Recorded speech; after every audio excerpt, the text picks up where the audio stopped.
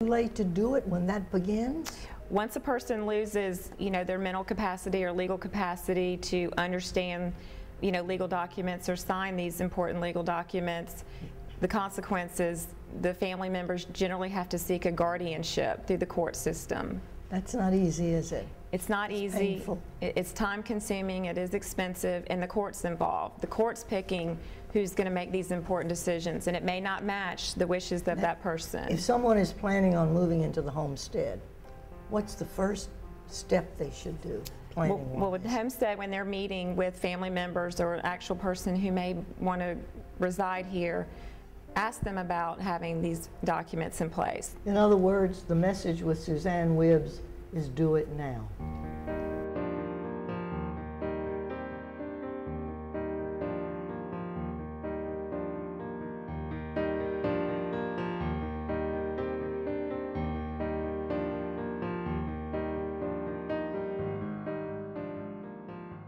In the opening, I mentioned that the Homestead Village is about people.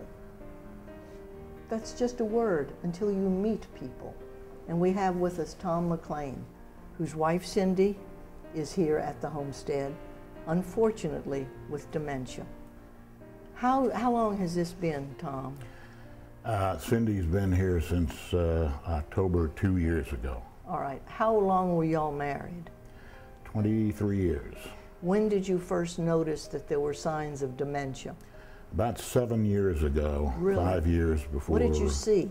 Well, there were, Cindy was at that time early 60s, and Cindy has always been very independent, very smart. She was a manager when she was working and so on and so forth, and she began to become forgetful. And the big thing that was a surprise to me, and I later learned, was aphasia. I mean, she was having trouble finding the right words for things, and she'd come out with the reverse of something very early. And she was completely alert in every other area. She played tennis. Everything was fine except little things she would forget. And surprisingly enough, one of the things I noticed, she had a stick shift little Miata that she loved, little convertible. But I was driving with her one time, and I noticed that she went from second. She started in second and went directly to fifth gear. When you reached a point that you finally realized it was time to come to the homestead, how did you go about doing that, and what has been your feeling and her feeling since she moved here? That's a very, very good question. Another thing, I guess everybody has to handle this differently. But again, I was caring for Cindy at home for years, when it really became worse.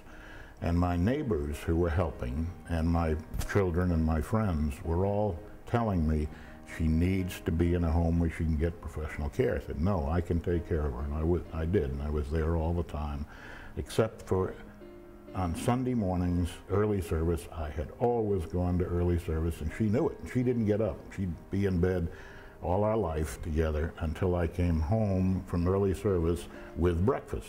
And then we'd have breakfast in bed, read the paper, and then get up and do whatever.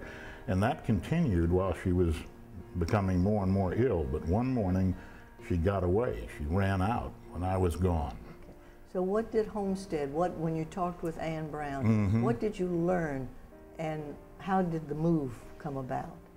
Well, when I determined that I couldn't handle it anymore and she needed professional care, which I couldn't give her, then I got her son to come, and the two of us spent 4 days going to all the nursing homes and looking at them and talking to them, and we decided that this is where she needed to be.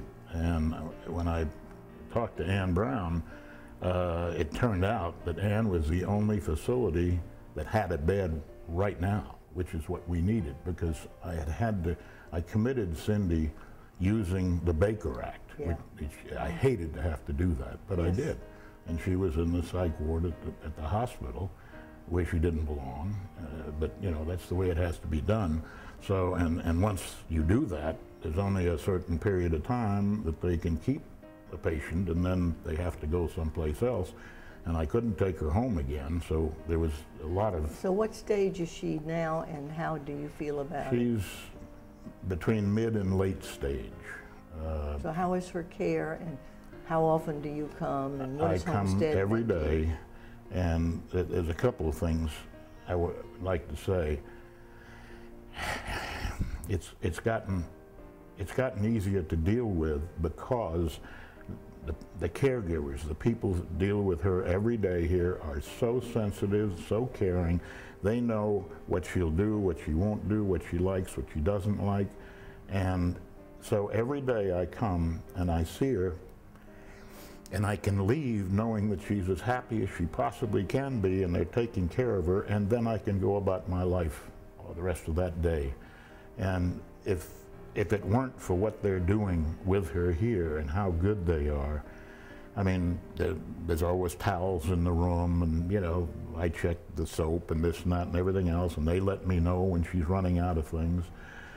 But they are absolutely superb, and I'm sure all the other nursing homes are the same way, but knowing the people every day when I come in, the nurses, whoever's on the shift, they're able to tell me about what she ate for breakfast, or whether she had a good breakfast or not, whether she's in a good mood today or not.